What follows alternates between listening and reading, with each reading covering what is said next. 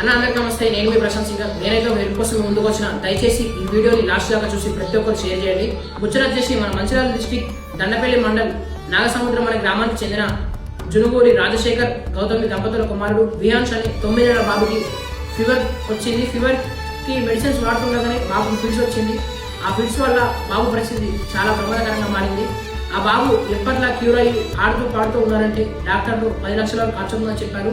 ఇప్పటికే బాబుకి 130,000 నుంచి 150,000 ఖర్చు ఉన్న రోజుకి.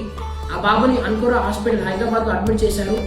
ఆ బాబు వాళ్ళ నాన్న ఒక ర్యాపిడ్ డ్రైవర్ అన్న. పొద్దున్నాక పనిచేస్తే గానీ వాళ్ళ ఇల్లు గడవని పరిస్థితి. నిరుపేద కుటుంబం చాలా. దయచేసి మీకు తోచిన సాయం చేయండి ప్లీజ్. మనం చేసే సాయం చిన్నదో పెద్దదో కానీ ఆ బాబు ఇల్లు ప్రాణం బతికిస్తుంది. మనం ఒకటి సాయం చేస్తే ఆ దేవుడు మనకి ఏదో రకంగా మంచి సాయం చేస్తాడు. ఇది గుర్తుపెట్టుకొని మీకు తోచిన సాయం చేయండి ప్లీజ్. స్క్రీన్ పై అయితే ఫోన్పే, గూగుల్ పే నంబర్ ఇస్తున్నా. మీకు తోచినంత హెల్ప్ చేయండి. అలాగే ఈ వీడియోని వీలైనంత వరకు షేర్ చేయండి ప్లీజ్.